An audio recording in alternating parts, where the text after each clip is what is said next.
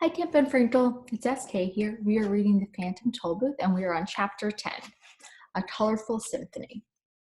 As they ran, tall trees closed in around them and arched gracefully toward the sky. The late afternoon sunlight leaped lightly from leaf to leaf, slid along branches and down trunks, and dropped finally to the ground in warm, luminous patches. A soft glow filled the air with the kind of light that made everything look sharp and clear and close enough to reach out and touch. Alex raced ahead, laughing and shouting, but soon encountered serious difficulties. For, while he could always see the tree behind the next one, he could never see the next one itself, and was continually crashing into it. After several minutes of wildly dashing about, they all stopped for a breath of air.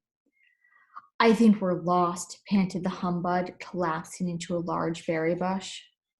"Nonsense," shouted Alex from the high branch on which he sat. "Do you know where we are?" asked Milo. "Certainly," he replied. "We're right here, on this very spot. Besides, being lost is never a matter of not knowing where you are. It's a matter of not knowing where you aren't. And I don't care at all about where I'm not." This was much too complicated for the bug to figure out, and Milo had just begun repeating it to himself when Alex said, "If you don't believe me, ask the giant." And he pointed to a small house tucked neatly between two of the largest trees. Milo and Tot walked up to the door, whose brass nameplate read simply, "The Giant," and knocked. "Good afternoon," said the perfectly ordinary-sized man who answered the door. "Are you the giant?" asked Tot doubtfully. "To be sure," he replied proudly. "I'm the smallest giant in the world. What can I do for you?" "Are we lost?" said Milo. "That's a difficult question," said the giant. "Why don't you go around back and ask the midget?" And he closed the door. They walked to the rear of the house, which looked exactly like the front, and knocked at the door, whose nameplate read, "The Midget." "How are you?" inquired the man, who looked exactly like the giant. "Are you the midget?" asked Tot again, with a hint of uncertainty in his voice. "Unquestionably," he answered. "I'm the tallest midget in the world. May I help you?" "Do you think we're lost?" repeated Milo. "That's a very complicated problem," he said. "Why don't you go around to the side and ask the fat man?" And he too quickly disappeared. The side of the house looked very like the front and back, and the door flew open the very instant they knocked. "How nice of you to come by," exclaimed the man who could have been the midget's twin brother. "You must be the fat man," said Tot, learning not to count too much on appearance. "The thinnest one in the world," he replied brightly. "But if you have any questions, I suggest you try the thin man on the other side of the house." Just as they suspected, the other side of the house looked the same as the front, the back, and the side. And the door was again answered by a man who looked precisely like the other three. "What a pleasant surprise," he cried happily. "I haven't had a visitor in as long as I can remember." "How long is that?" asked Milo. "I'm sure I don't know," he replied. "Now pardon me, I have to answer the door." "But you just did," said Tot. "Oh, yes, I'd forgotten." "Are you the fattest thin man in the world?" asked Tot. "Do you know one that's fatter?" he asked impatiently. "I think you're all the same man," said Milo emphatically. "Shh," he cautioned, putting his finger up to his lips and drawing Milo closer. "Do you want to ruin everything? You see, to tall men, I'm a midget, and to short men, I'm a giant. To the skinny ones, I'm fat, and to the fat ones, I'm thin. That way I can hold 4 jobs at once. As you can see, though, I'm neither tall, nor short, nor fat, nor thin. In fact, I'm quite ordinary. But there are so many ordinary men that no one asks their opinion about anything. Now, what is your question?" "Are we lost?" asked Milo once again. Said the man, scratching his head. "I haven't had such a difficult question in as long as I can remember. Would you mind repeating it? It slipped my mind." Milo asked the question again. My, the man mumbled. "I know one thing for certain. It's much harder to tell whether you are lost than whether you were lost. for on many occasions, where you're going is exactly where you are. On the other hand, you often find that where you've been is not at all where you should have gone. And since it's much more difficult to find your way back from someplace you've never left, I suggest you go there immediately and then decide. If you have any more questions, please ask the giant. And he slammed his door and pulled down the shade. I hope you're satisfied, said Alex when they'd returned from the house, and he bounced to his feet, bent down to awaken the snoring humbug, and started off, more slowly this time, in the direction of a large clearing. Do many people live here in the forest? Asked Milo as they trotted along together. Oh, yes, they live in a wonderful city called Reality, he announced, smashing into one of the smaller trees and sending a cascade of nuts and leaves to the ground. It's right this way. In a few more steps, the forest opened before them, and off to the left, a magnificent metropolis appeared.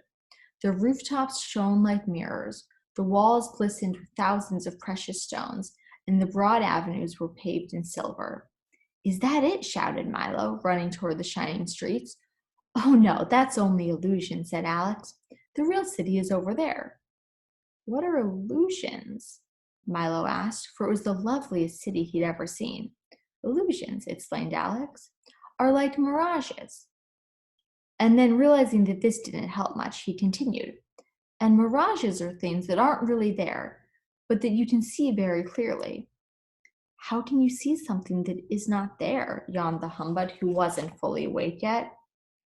Sometimes it's a much simpler thing than seeing things that are, Alex said. For instance, if something is there, you can only see it with your eyes open. But if it isn't there, you can see it just as well with your eyes closed. That's why imaginary things are often easier to see than real ones. Then where is reality? Barked Talk. Right here, cried Alex, waving his arms. You're standing in the middle of Main Street. They looked around very carefully. Tot sniffed suspiciously at the wind, and the humbug gingerly stabbed his cane in the air. But there was nothing at all to see. It's really a very pleasant city, said Alex, as he strolled down the street, pointing out several of the sights, which didn't seem to be there, and tipping his cap to the passers-by. There were great crowds of people rushing along with their heads down, and they all appeared to know exactly where they were going, and darted around, down and around the non-existent streets and in and out of the missing buildings. I don't see any city, said Milo very softly. Neither do they, Alex remarked sadly, but it hardly matters, for they don't miss it at all. It must be very difficult to live in a city that you can't see, Milo insisted, jumping aside as a line of cars and trucks went by. Not at all once you get used to it, said Alex. But let me tell you how it happened. And as they strolled along the bustling and busy avenue, he began. Many years ago, on this very spot, there was a beautiful city of fine houses and inviting spaces, and no one who lived there was ever in a hurry.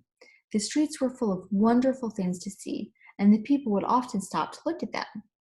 Didn't they have any place to go? Asked Milo. To be sure, continued Alex. But as you know, the most important reason for going from one place to another is to see what's in between, and they took great pleasure in doing just that. Then one day, someone discovered that if you walked as fast as possible and looked at nothing but your shoes, you would arrive at your destination much more quickly. Soon everyone was doing it. They all rushed down the avenues and hurried along the boulevards, seeing nothing of the wonders and beauties of their city as they went. Milo remembered the many times he'd done the very same thing. And as hard as he tried, there were even things on his own street that he couldn't remember. No one paid any attention to how things looked, and as they moved faster and faster, everything grew uglier and dirtier. And as everything grew uglier and dirtier, they moved faster and faster. And at last, a very strange thing began to happen. Because nobody cared, the city slowly began to disappear. Day by day, the buildings grew fainter and fainter, and the streets faded away, until at last it was entirely invisible. There was nothing to see at all. What did they do? The humbug inquired, suddenly taking an interest in things. Nothing at all, continued Alex. They went right on living here just as they'd always done, in the houses they could no longer see and on the streets which had vanished, because nobody had noticed a thing. And that's the way they have lived to this very day. Hasn't anyone told them? Asked Milo. It doesn't do any good, Alex replied, for they can never see what they're in too much of a hurry to look for. Why don't they live in illusions? Suggested the humbug. It's much prettier. Many of them do, he answered, walking in the direction of the forest once again, but it's just as bad to live in a place where what you do see isn't there as it is to live in one where what you don't see is. Perhaps someday you can have one city as easy to see as illusions and as hard to forget its reality, Milo remarked. That will happen only when you bring back rhyme and reason, said Alex, smiling, for he had seen right through Milo's plans. Now let's hurry or we'll miss the evening concert. They followed Alex quickly up a flight of steps which couldn't be seen and through a door which didn't exist. In a moment they had left reality, which is sometimes a hard thing to tell, and stood in a completely different part of the forest. The sun was dropping slowly from sight, and stripes of purple and orange and crimson and gold piled themselves on top of the distant hills. The last shafts of light waited patiently for a flight of wrens to find their way home, and a group of ancient stars had already taken their places. Here we are, cried Alex, and with a sweep of his arm, he pointed toward an enormous symphony orchestra. Isn't it a grand sight? There were at least 1,000 musicians ranged in a great arc before them. To the left and right were the violins and cellos, whose bows moved in great waves. And behind them, in numberless profusion, the piccolos, flutes, clarinets, oboes, bassoons, horns, and trumpets were all playing at once. At the very rear, so far away that they could hardly be seen, were their percussion instruments, and lastly, in a long line up one side of a steep slope, were the bass fiddles. On a high podium in front stood the conductor, a tall, gaunt man with dark, deep-set eyes and a thin mouth placed carelessly between his long, pointed nose and his long, pointed chin. He used no baton, but conducted with large, sweeping movements, which seemed to start at his toes and worked slowly up through his body and along his slender arms, and end finally at the tips of his graceful fingers. I don't hear any music, said Milo. That's right, said Alex. You don't listen to this concert. You watch it. Now pay attention. As the conductor waved his arms, he molded the air like handfuls of soft clay, and the musicians carefully followed his every direction. What are they playing? Asked Tot, looking up inquisitively at Alex. The sunset, of course. They play it every evening about this time. They do? Said Milo quizzically. Naturally, answered Alex. And they also play morning, noon, and night. When, of course, it's morning, noon, or night. Why, there wouldn't be any color in the world unless they played it. Each instrument, there's the orchestra, each instrument plays a different one, he explained. And depending, of course, on what season it is and how the weather's to be, the conductor chooses his score and directs the day. But watch, the sun has almost set, and in a moment you can ask Chroma himself.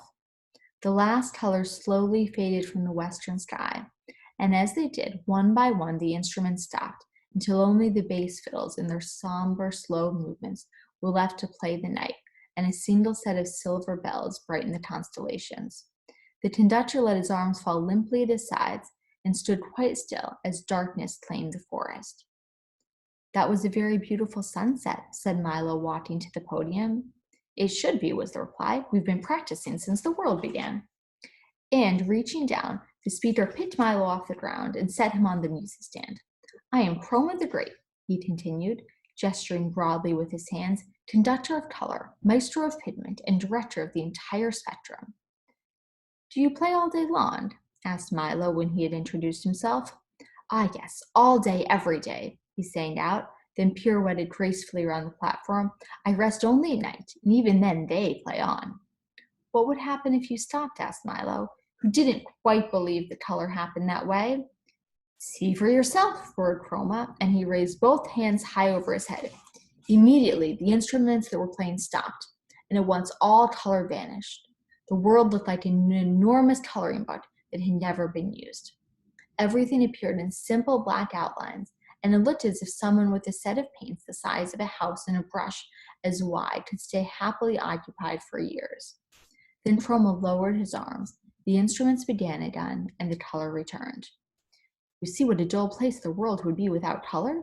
he said, bowing until his chin almost touched the ground. But what pleasure to lead my violins in a serenade of spring green, or hear my trumpets blare out the blue sea, and then watch the oboes tint it all in warm yellow sunshine.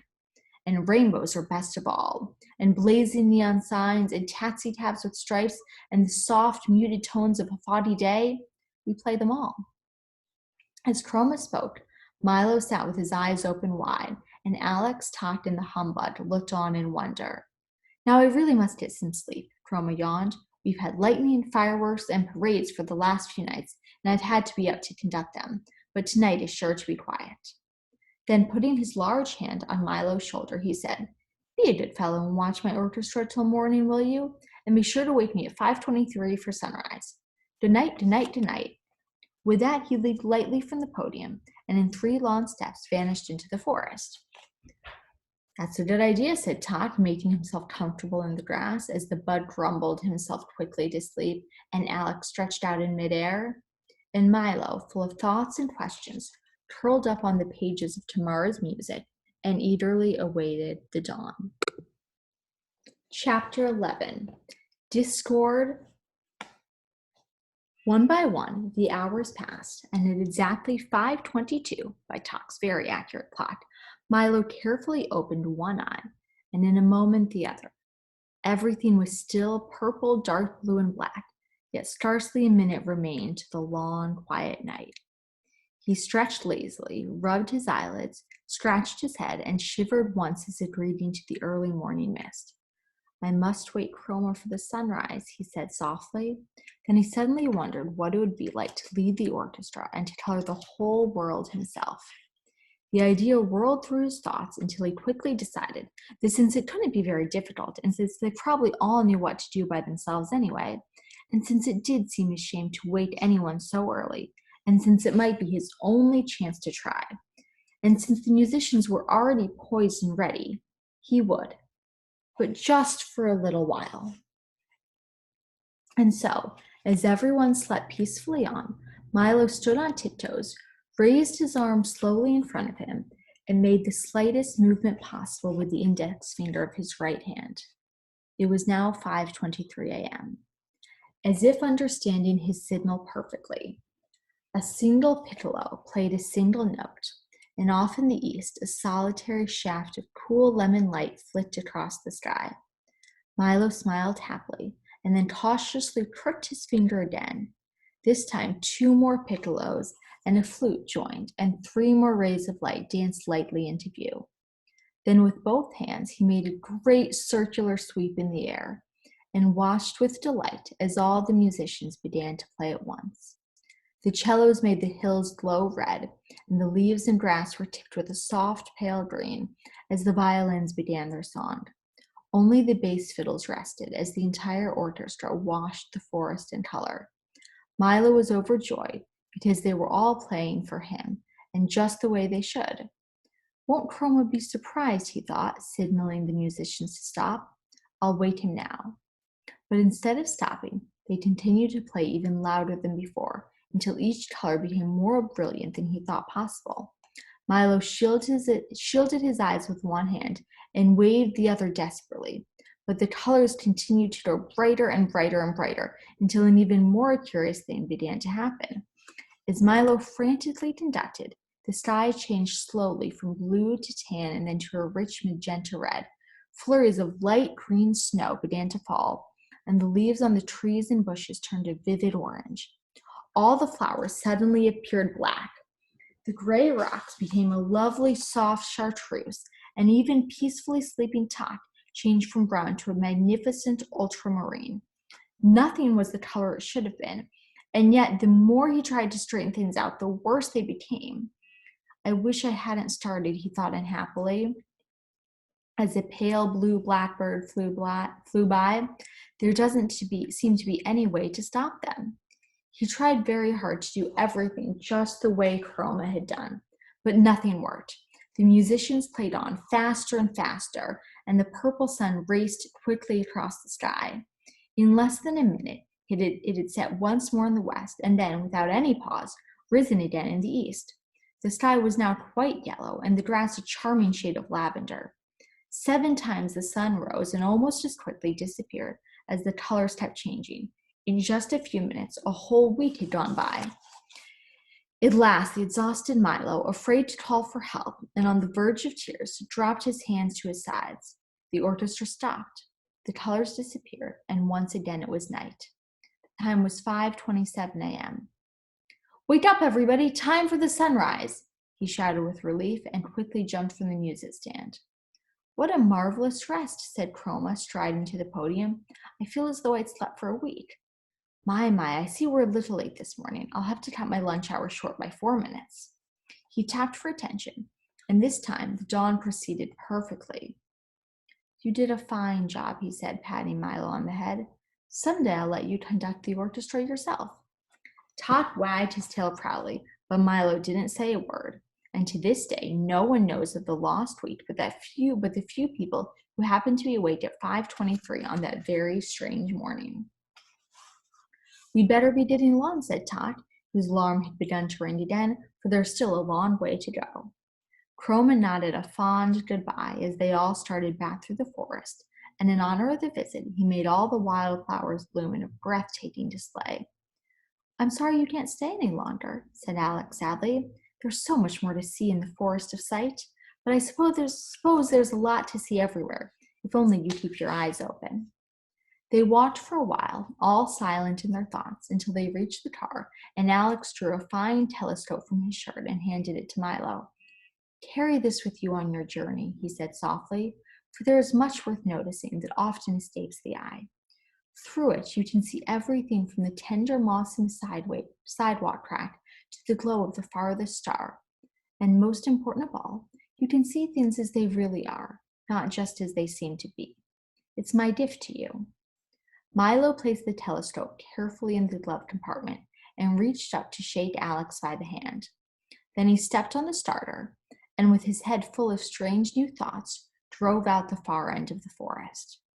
The easy rolling countryside now stretched before them in a series of dips and rises that leaped up one side of each crest and slid gently down the other in a way that made stomachs laugh and faces frown. As they topped the brow of the highest hill, a deep valley appeared ahead. The road, finally making up its mind, plummeted down as if anxious to renew acquaintance with the sparkling blue stream that flowed below. When they reached the floor of the valley, the wind grew stronger as if funneled through the rocks, and directly ahead a bright-colored speck grew larger and larger. "It looks like a wagon," cried Milo excitedly. "It is a wagon, a carnival wagon," seconded Tot, and that's exactly what it was. Parked at the side of the road, painted bright red, and looking quite deserted. On its side, in enormous white letters bordered in black, was the inscription "Totophanes A. Discord," and below, in slightly smaller black letters bordered in white, was written "Doctor of Dissonance." "Perhaps if someone's at home, he might tell us how far we have to go," said Milo, parking next to the wagon. He tiptoed timidly up the 3 wooden steps to the door, tapped lightly, and leaped back in fright, for the moment he knocked there was a terrible crash from inside the wagon that sounded as if a whole set of dishes had been dropped from the ceiling onto a hard stone floor.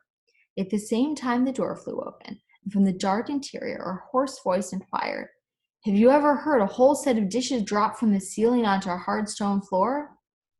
Milo, who had tumbled back off the steps, sat up quickly, while Tot and the humbug rushed from the car to see what had happened. "Well, have you?" insisted the voice, which is so raspy that it made you want to clear your own throat. "Not until just now," replied Milo, getting to his feet. "Ha! I thought not," said the voice happily. "Have you ever heard an ant, wearing fur slippers, walk across a thick roll carpet?" And before they could answer, he went on in a strange, croaking way. "Well, don't just stand there in the cold. Come in, come in. It's lucky you happened by. None of you looks well." The faint glow of the ceiling lamp dimly illuminated the wagon as they cautiously stepped inside. Tot first, eager to defend against all dangers. Milo next, frightened but curious, and the humbug last, ready at any moment to run for his life. "That's right. Now let's have a look at you," he said. Very bad, a serious case." The dusty wagon was lined with shelves full of curious boxes and jars of a kind found in old apothecary shops. It looked as though it hadn't been swept out in years. Bits and pieces of equipment lay strewn all over the floor, and at the rear was a heavy wooden table covered with books, bottles, and bric-a-brac. Have you ever heard a blindfolded octopus unwrap a cellophane-covered bathtub? He inquired again, as the air was filled with a loud, crinkling, snapping sound. Sitting at the table, busily mixing and measuring, was the man who had invited them in. He was wearing a long white coat with a stethoscope around his neck and a small round mirror attached to his forehead, and the only really noticeable things about him were his tiny mustache and his enormous ears, each of which was fully as large as his head. "Are you a doctor?" asked Milo, trying to feel as well as possible. "I am Cacophonous, a Discord, doctor of dissonance," roared the man, and as he spoke, several small explosions and a grinding crash were heard. "What does the A stand for?" stammered the nervous Bud, too frightened to move. "As loud as possible," bellowed the doctor, and two screeches and a bump accompanied his response. "Now step a little closer and stick out your tongues." "Just as I suspected," he continued, opening a large, dusty book and thumbing through the pages. "You're suffering from a severe lack of noise." He began to jump around the wagon, snatching bottles from the shelves until he had a large assortment in various colors and sizes collected at one end of the table. All were neatly labeled: loud cries, soft cries, bangs, bongs, smashes, crashes, swishes, swooshes, snaps and crackles, whistles and gongs, squeaks, squawks, and miscellaneous uproar. After pouring a little of each into a large glass beaker, he stirred the mixture thoroughly with a wooden spoon, watching intently as it smoked and steamed and boiled and bubbled. "Be ready in just a moment," he explained, rubbing his hands. Milo had never seen such unpleasant-looking medicine and wasn't at all anxious to try any. "Just what kind of a doctor are you?" he asked suspiciously. "Well, you might say I'm a specialist," said the doctor. "I specialize in noise, all kinds, from the loudest to the softest, and from the slightly annoying to the terribly unpleasant. For instance, have you ever heard a square-wheeled steamroller ride over a street full of hard-boiled eggs?" he asked. And as he did, all that could be heard were loud, crunching sounds. "But who would want all those terrible noises?" asked Milo, holding his ears.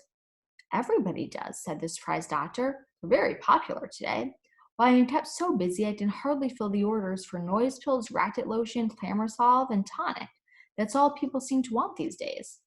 He stirred the beaker of liquid a few more times, and then as the steam cleared, continued. "Business wasn't always so good. Years ago, everyone wanted pleasant sounds, and except for a few orders during wars and earthquakes, things were very bad.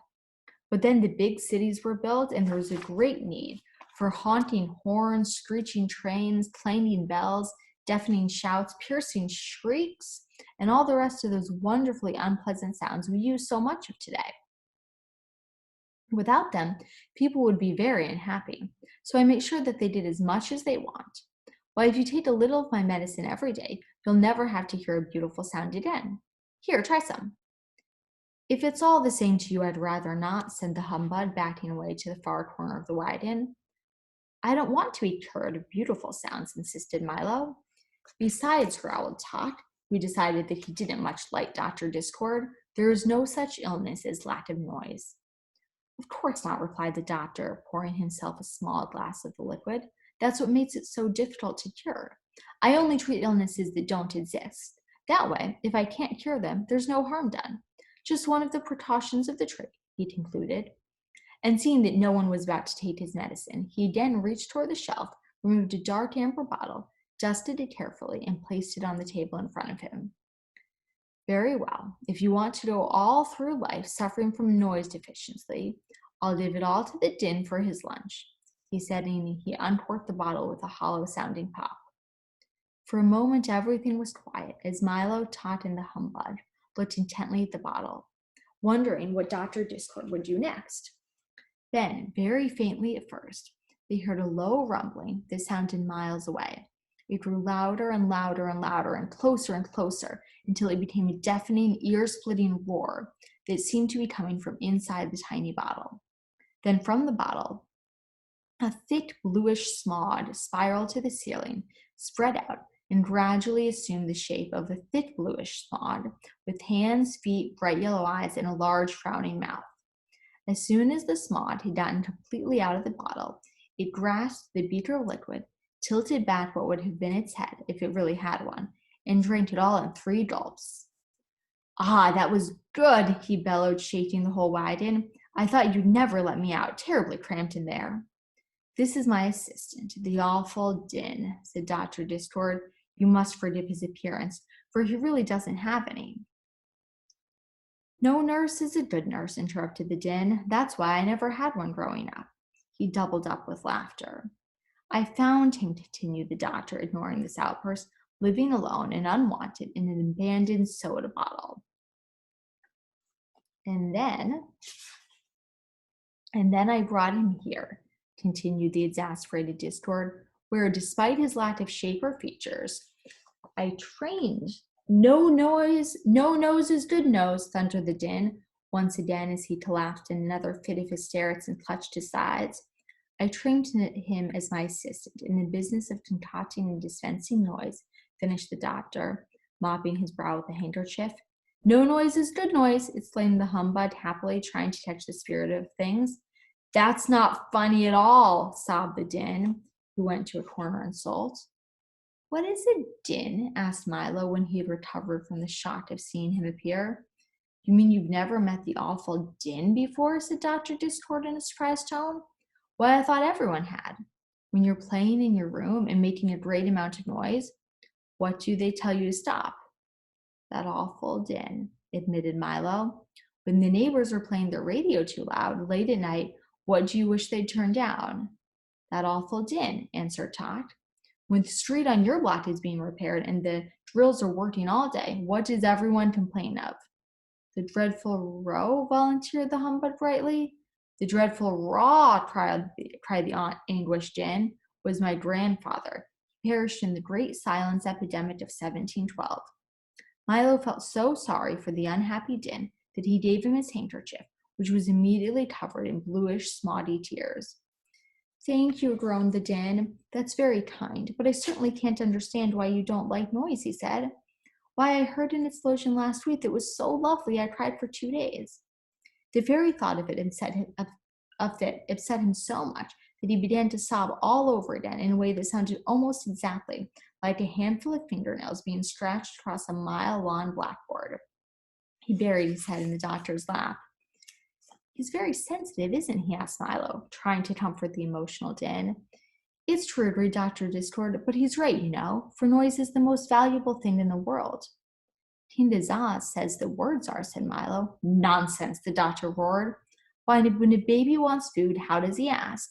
"He screams," answered the Din, looking up happily. "And when an automobile wants gas, it chokes," he shouted again, jumping for joy. "You see how simple it is," the doctor said to Milo, who didn't see it all. And then turning to the tear-stained, smiling Din, he remarked, "Isn't it time for you to go?" "Where to?" asked Milo. "Perhaps we're going the same way." "I think not," the Din replied, picking up an armful of empty sacks from the table, "for I'm going on my noise collection rounds. You see, once a day I travel throughout the kingdom and collect all the wonderfully, horribly, and beautifully unpleasant sounds that have been made, pack them into my sacks, and bring them back here for the doctor to make his medicine from." "And a good job he does, too," said Dr. Discord, pounding his fist on the table. "So wherever the noise is, that's where you'll find me," said the Din with an appreciative smile.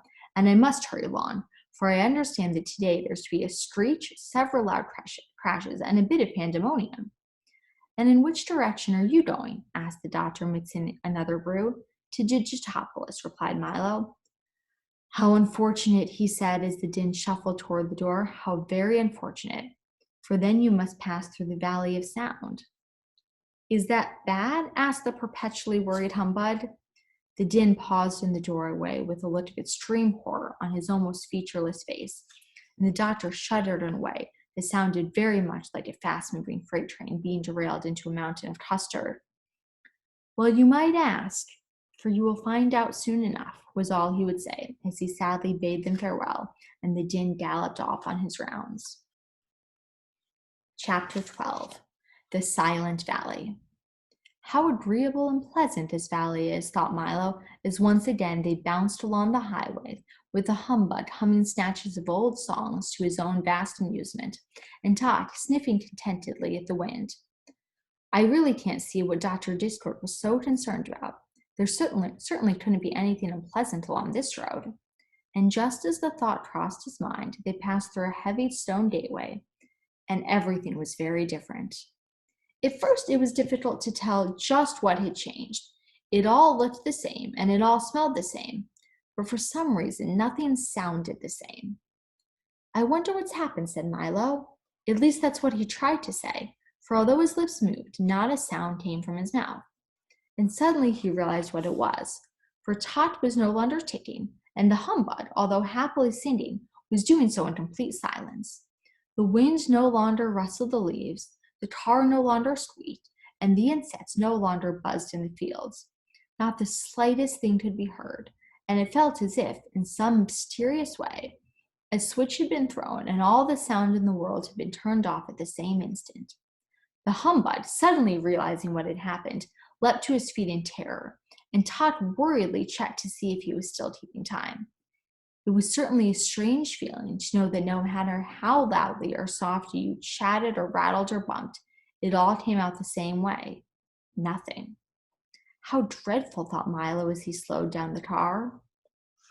The three of them began to talk and shout at once, with absolutely no result, until hardly noticing where they were going, they had driven into the midst of a large crowd of people marching along the road.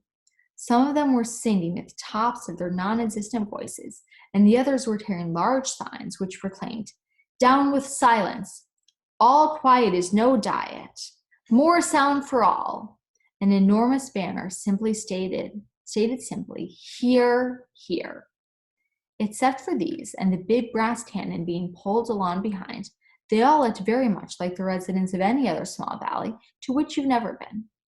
When the car had stopped, one of them held up a placard which said, "Welcome to the Valley of Sound," and the others cheered as loudly as possible, which was not very loud at all.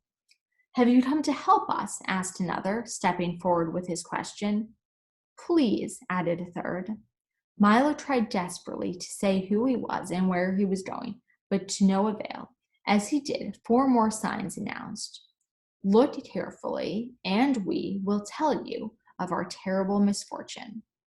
And while 2 of them held up a large blackboard, a third, writing as fast as he could, explained why there was nothing but quiet in the Valley of Sound.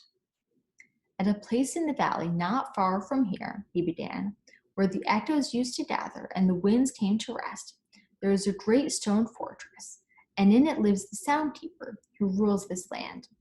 When the old King of Wisdom drove the demons into the distant mountains, he appointed her guardian of all sounds and noises, past, present, and future. For years, she ruled as a wise and beloved monarch, each morning at sunrise releasing the day's new sounds to be borne by the wind throughout the kingdom, and each night at moonset gathering in the old sounds to be catalogued and filed in the vast storage vaults below." The writer paused for a moment to mop his brow, and then, since the blackboard was full, erased it completely and continued anew from the top. "She was generous to a fault and provided us with all the sound we could possibly use, for singing as we worked, for bubbling pots of stew, for the chop of an axe and the crash of a tree, for everything we needed, like the sharp snap of winter ice cracking on the ground." He paused again as a tear of longing rolled from cheek to lip with a sweet, salty taste of an old memory. And all these sounds, when once used, would be carefully placed in alphabetical order and neatly kept for future reference. Everyone lived in peace, and the valley flourished, and as the happy home of sound. But then things began to change. Slowly at first, and then in a rush, more people came to settle here, and brought with them new ways and new sounds, some very beautiful, and some less so. But everyone was so busy with the things that had to be done that they scarcely had time to listen at all. And as you know, a sound which is not heard disappears forever and is not to be found again. People laughed less and grumbled more, sang less and shouted more, and the sounds they made grew louder and uglier. It became difficult to hear even the birds or the breeze, and soon everyone stopped listening for them. He then cleared the blackboard as the humbug choked back a sob and continued writing. The sound keeper grew worried and disconsolate. Each day there were fewer sounds to be collected, and most of these were hardly worth keeping. Many people thought it was the weather, and others blamed the moon, but the general consensus of opinion held that the trouble began at the time that rhyme and reason were banished. But no matter what the cause, no one knew what to do. Then one day, Dr. Discord appeared in the valley with his wagon of medicines and the bluish smoggy din. He made a thorough examination and promised to cure everyone of everything, and the soundkeeper let him try. He gave several bad-tasting spoonfuls of medicine to every adult and child, and it worked, but not really as expected, for he cured everybody of everything but noise. The soundkeeper became furious. She chased him from the valley forever, and then issued the following decree. From this day forward, the Valley of Sound shall be silent. Since sound is no longer appreciated, I hereby abolish it. Please return all unused amounts to the fortress immediately. And that's the way it has been ever since, he concluded sadly. There is nothing we can do to change it, and each day new hardships are reported. A small man with his arms full of letters and messages pushed through the crowd and offered them to Milo. Milo took one, which read, Dear Soundkeeper, we had a thunderstorm last week, and the thunder still hasn't arrived. How long should we wait? Another stated, Band concert great success. Stop. When may we expect the music? Stop. Now you see, continued the writer, why you must help us attack the fortress and free sound. What can I do? Wrote Milo. You must visit the soundkeeper and bring from the fortress one sound, no matter how small, with which to load our cannon. For if we can reach the walls with the slightest noise, they will collapse and free the rest. It won't be easy, for she is hard to deceive, but you must try. Milo thought for a moment, and then with a resolute, I shall, he volunteered to go. Within a few moments, he stood bravely at the fortress door. Knock, knock, he wrote. Knock, knock, he wrote neatly on a piece of paper, which he pushed under the crack. In a moment, the great portal swung open, and as it closed behind him, a gentle voice sang out, Right this way, I'm in the parlor. Can I talk now? Cried Milo happily, hearing his voice once again. Yes, but only in here, she replied softly. Now do come into the parlor. Milo walked slowly down the long hallway and into the little room where the soundkeeper sat listening intently. She sat listening intently to an enormous radio set whose switches, dials, knobs, meters, and speaker covered one whole wall, and which at the moment was playing nothing. Isn't that lovely? She sighed. It's my favorite program, 15 minutes of silence, and after that, there's a half hour of quiet, and then an interlude of lull. Why, did you know that there are almost as many kinds of stillness as there are sounds? But sadly enough, no one pays any attention to them these days.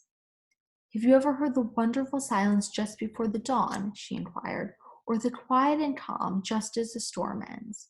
Or perhaps you know the silence when you haven't the answer to a question you've been asked, or the hush of a country road at night, or the expectant pause in a room full of people when someone is just about to speak, or, most beautiful of all, the moment after the door closes and you're all alone in the whole house. Each one is different, you know, and all very beautiful if you listen carefully. As she spoke, thousands of little bells and chimes which covered her from head to toe tinkled softly, and as if in reply, the telephone began to ring too. For someone who loves silence, she certainly talks a great deal, thought Milo. At one time I was able to listen to any sound, made any place at any time, the soundkeeper remarked, pointing towards the radio wall. But now I merely... Pardon me, interrupted Milo as the phone continued to ring. But aren't you going to answer it? Oh, no, not in the middle of the program, she replied, and turned the silence up a little louder. But it may be important, insisted Milo. Not at all, she assured him. It's only me. It gets so lonely around here with no sounds to distribute or collect that I call myself 7 or 8 times a day just to see how I am. How are you? He asked politely. Not very well, I'm afraid. I seem to have a touch of static, she complained. But what brings you here? Of course, you've come to tour the vaults. Well, they're usually open to the public only on Mondays from 2 to 4, but since you traveled so far, we'll have to make an exception. Follow me, please. She quickly bounced to her feet with a chorus of jingles and chimes and started down the hallway. Don't you just love jingles and chimes? I do, she answered quickly. Besides, they're very convenient, for I'm always getting lost in this big fortress, and all I have to do is listen for them, and then I know exactly where I am.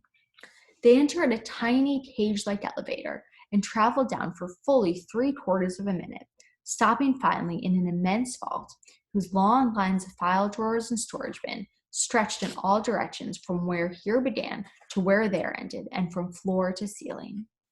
Every sound that's ever been made in history is kept here, said the soundkeeper, skipping down one of the corridors with Milo in hand. For instance, look here. She opened one of the drawers and pulled out a small brown envelope. This is the exact tune George Washington whistled when he crossed the Delaware on that icy night in 1777. Milo peered into the envelope, and sure enough, that's exactly what was in it. But why do you collect them all? He asked as she closed the drawer. If we didn't collect them, said the soundkeeper as they continued to stroll through the vault, the air would be full of old sounds and noises bouncing around and bumping into things. It would be terribly confusing, because you'd never know whether you were listening to an old one or a new one. Besides, I do like to collect things, and there are more sounds than almost anything else. Why, I have everything here from the buzz of a mosquito 1,000,000 years ago to what your mother said to you this morning. And if you come back here in 2 days, I'll tell you what she said tomorrow. It's really very simple. Let me show you. Say a word, any word. Hello, said Milo, for that was all he could think of. Now, where do you think it went? She asked with a smile. I don't know, said Milo, shrugging his shoulders. I always thought that most people do, she hummed, peering down one of the corridors. Now, let me see. First, we find the cabinet with today's sounds. Ah, here it is. Then we look under G for greetings, then under M for Milo, and here it is already in its envelope. So you see, the whole system is quite automatic. It's a shame we hardly use it anymore. That's wonderful, gasped Milo. May I have one little sound as a souvenir? Certainly, she said with pride, and then immediately thinking better of it, added, not. And don't try to take one, because it's strictly against the rules. Milo was crestfallen. He had no idea how to steal a sound, even the smallest one, for the soundkeeper always had at least one eye carefully focused on him. Now for a look at the workshop, she cried, whisking him through another door and into a large abandoned laboratory full of old pieces of equipment, all untended and rusting. This is where we used to invent the sounds, she said wistfully. Do they have to be invented? Asked Milo, who seemed surprised at almost everything she told him. I thought they just were. No one realizes how much trouble we go through to make them, she complained. Why, at one time, the shop was crowded and busy from morning to night. But how do you invent a sound? Milo inquired. Oh, that's very easy, she said. First, you must decide exactly what the sound looks like, for each sound has its own exact shape and size. Then you make some of them here in the shop, and grind each one 3 times into an invisible powder, and throw a little of each into the air every time you need it. But I've never seen a sound, Milo insisted. You never see them out there, she said, waving her arm in the general direction of everywhere, except every once in a while on a very cold morning when they freeze. But in here we see them all the time. Here, let me show you. She picked up a padded stick and struck a nearby bass drum 6 times. 6 large, woolly, fluffy cotton balls, each about 2 feet across, rolled silently out onto the floor. You see, she said, putting some of them into a large grinder. Now listen. And she took a pinch of the invisible powder and threw it into the air with a boom, boom, boom. Do you know what a hand clap looks like? Milo shook his head. Try it, she commanded. He clapped his hands once, and a single sheet of clean white paper fluttered to the floor. He tried it 3 more times, and 3 more sheets of paper did the very same thing. And then he applauded as fast as he could, and a great cascade of papers filled the air. Isn't that simple? And it's the same for all sounds. If you think about it, you'll soon know what each one looks like. Take laughter, for instance, she said, laughing brightly, and 1,000 tiny, brightly colored bubbles flew into the air and popped noiselessly. Or speech, she continued. Some of it is light and airy, some sharp and pointed, but most of it, I'm afraid, is just heavy and dull. How about music? Asked Milo, excitedly. Right over here. We weave it on our looms. Symphonies are the large, beautiful carpets with all the rhythms and melodies woven in. Concertos are those tapestries, and all the other bolts of cloth are serenades, waltzes, overtures, and rhapsodies. And we also have some of the songs that you often sing, she cried, holding up a handful of brightly colored handkerchiefs. She stopped for a moment and said sadly, we even had one section over there that did nothing but put the sound of the ocean into seashells. This was once such a happy place. Then why don't you make sound for everyone now? He shouted, so eagerly that the sound keeper leapt back in surprise. Don't shout so, young man. If there's one thing we need more of around here, it's less noise. Now come with me and I'll tell you all about it. And put that down immediately. Her last remark was directed towards Milo's effort to stuff one of the large drum beats into his back pocket. They returned quickly to the parlor, and when the soundkeeper had settled herself in a chair and carefully turned the radio to a special hour of hush, Milo asked his question once again in a somewhat lower voice. It doesn't make me happy to hold back the sounds, she began softly, for if we listen to them carefully, they can sometimes tell us things far better than words. But if that is so, asked Milo, and he had no doubt that it was, shouldn't you release them? Never, she cried. They just use them to make horrible noises which are ugly to see and worse to hear. I leave all that to Dr. Distort and that awful, awful din. But some noises are good sounds, aren't they? He insisted. That may be true, she replied stubbornly, but if they won't make the sounds that I like, they won't make any. But he started to say, and it got no further than that, for while he was about to say that he didn't think that was quite fair, a thought to which the obstinate soundkeeper might not have taken kindly, he suddenly discovered the way he would carry his little sound from the fortress. In the instant between saying the word and before it sailed off into the air, he clamped his lips shut, and the but was trapped in his mouth, all made but not spoken. Well, I mustn't keep you all day, she said impatiently. Now turn your pockets out so that I can see that you didn't steal anything, and you can be on your way.